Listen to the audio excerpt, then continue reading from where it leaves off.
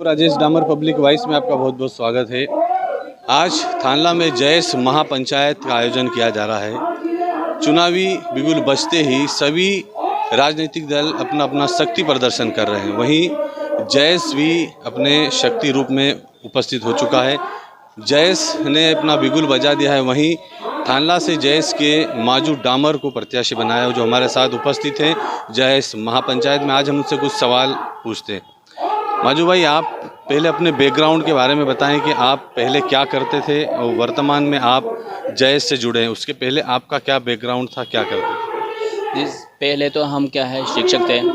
शिक्षक मतलब 2 साल हो गए, हमने रिजाइन दे दिया है। और इसके बाद में हम हमारे ये इसलिए रिजाइन दिया है कि हम हमारे समाज के लिए भी कुछ करें अपने ग्रामीण इलाके में, इसके लिए। और हमारे घर से पहले क्या है कि अपने धर्मपत्नी है, वो भी सरपंच रह चुकी है। अच्छा माजू भाई, आप जनता जानना चाहती है कि आप कहाँ के निवासी हैं, ये बताएं। मेरा नाम माजू गवा डामोर और मूल निवासी मैं ग्राम वट्ठा का हूँ और पोस्ट हरिणगढ़, तहसील थानला, जिला झाबा का के रूप में उतारा है।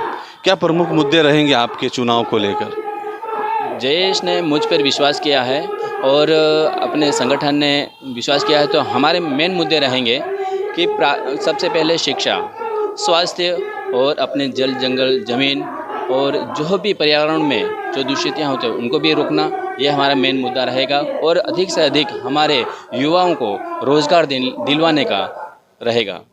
माजू भाई, ये देखा गया है कि जयेश में भी अलग अलग धड़ हैं, मतलब कहीं ना कहीं जयेश में भी विभक्तिकरण देखने को मिल रहा है। क्या आप ऐसा देखते हैं, क्या चुनावी समय में जयेश एक हो पाएगा?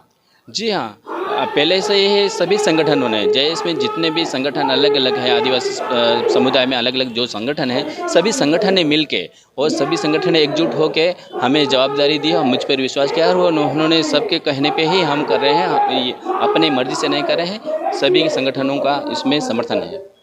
अच्छा, इसमें जैसे देखा जाता है कि जयेश ग्रामीण क्षेत्र में युवाओं से ज़्यादा जुड़ा हुआ है।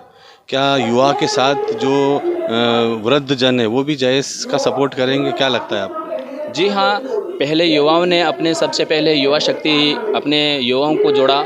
अपने युवाओं को जोड़ने के बाद में अब उतनी जागृति हो गई है और उनके जो वर्क देख के, युवाओं की जो शक्ति देखकर, मतलब जो माता पिता हैं, जो ग्रामीण के हैं, हमारे भाई बहन, काका बाबा, उन्हें भी आभास हो गया है कि जो अपने युवा कर रहे हैं, अपने बेटे कर रहे हैं, वो अपने हक और अधिकार की बात कर रहे हैं, हमें जागृत करने की बात कर रहे हैं। इसलिए वो भी जुड़ रहे हैं और वो चाहते हैं कि अब परिवर्तन हो।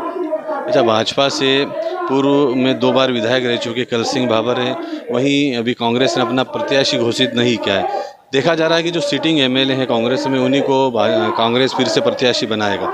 यदि वीर सिंह भूरिया को प्रत्याशी बनाता है, उधर कांग्रेस भाजपा से कल सिंह भाबर है, इन दोनों को आप कैसा देखते हैं?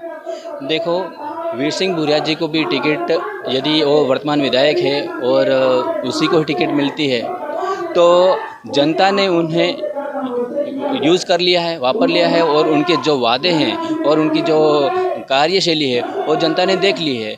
जैसे कि हमारे क्षेत्र को लोग जो भी जाते हैं तो उनके पास में कुछ भी डिमांड करने तो वो नहीं पूछते हैं कि आप किस काम से आए, आपको क्या आवश्यकता है, आपको क्या समस्या है। वो नहीं, वो खवा सवालों की बात कर देगा उधर के, मैंने वो कर दिया।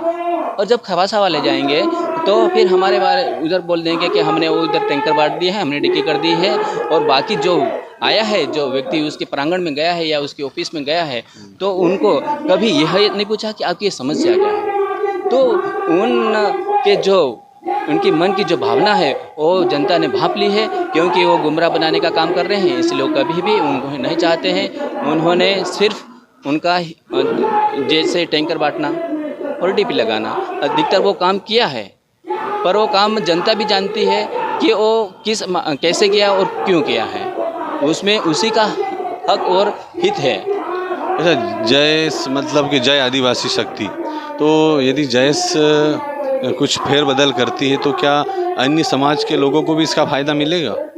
देखो, जयेश युवा शक्ति है, पर उसमें किसी भी मतलब समाज को वो ठेस पहुंचाने वाली बात नहीं। सिर्फ वो अपने आदिवासी समाज में जो कोई उनके उनके साथ भ्रष्टाचार करेंगे, उनके हक अधिकार जो छीनेंगे, तो उन मुद्दों को लेकर, अपने अधिकारों के मुद्दों को लेकर वो खड़ी होगी और उनके हक अधिकार दिलाने के लिए बात रखेगी। हालांकि किसी समाज या किसी धर्म या किसी अन्य को गैर आदिवासी हो जैसे पर उनके विरोध में नहीं खड़े होंगे, सबको साथ लेके चलेंगे। अच्छा, पलायन एक बड़ा मुद्दा है, कई सरकार आई गई लेकिन पलायन पर रोक नहीं लगा पाई।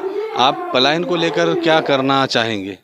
देखो, सर्वप्रथम क्या है, पलायन होने का कारण यही है कि हमारे यहाँ जो भी है अभी वर्तमान में 2-3 साल पहले तो खाली मात्र 102 रुपये मजदूरी मिलती थी, अभी 204 रुपये हुए हैं ओनली। पर उसमें भी क्या है कि जो वैल्यूएशन नहीं बैठता यूँ करके उन्हें 190-170 तक ही मजदूरी मिलती है। तो पलायन होने का कारण है कि उन्हें उनका जो पारिश्रमिक है वो जो मिलना चाहिए वो नहीं मिलता है, और जिससे क्या है कि उनकी आवश्यकताएं, जो हमारी आवश्यकताएं, पारिवारिक आवश्यकताएं हैं, जो समस्या हैं, पूर्ण नहीं होती, इसीलिए मजबूरन उन्हें पलायन होना पड़ता है।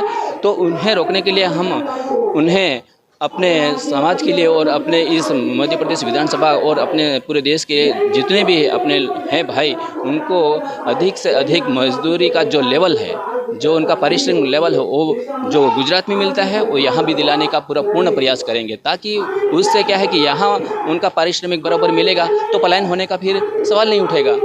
जब भाजपा ने कई योजनाएं लागू की है चुनाव के पूर्व, वहीं कांग्रेस ने भी कई योजनाओं को लाने का प्रयास किया है, प्रलोभन दिया है, तो इससे क्या जयेश को कोई प्रभाव पड़ेगा चुनाव पे?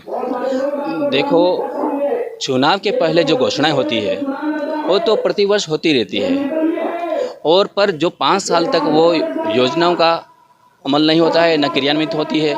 जो चुनाव के जस्ट पहले होती है वो तो सिर्फ अपनी जनता जानती है, जागरूक हो गई है, वो काय के लिए योजना बनाई है, वो सिर्फ उनके वोट के लिए उन्होंने बनाई है, उनको हमारे वोट चाहिए, ये जनता जाग चुकी है।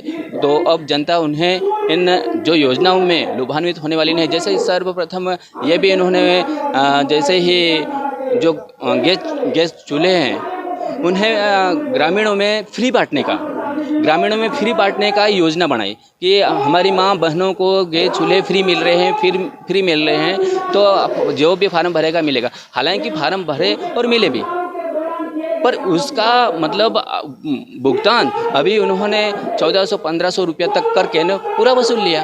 अब वो तो जनता जान चुकी है कि सिर्फ अपने को एक प्रकार से आदत डालती है, आदत डालने के बाद फिर अपने से जो भी धन माया है वो सब लूट लेती है। जनता जाग चुकी है, इसलिए उनको पूर्ण जवाब देगी।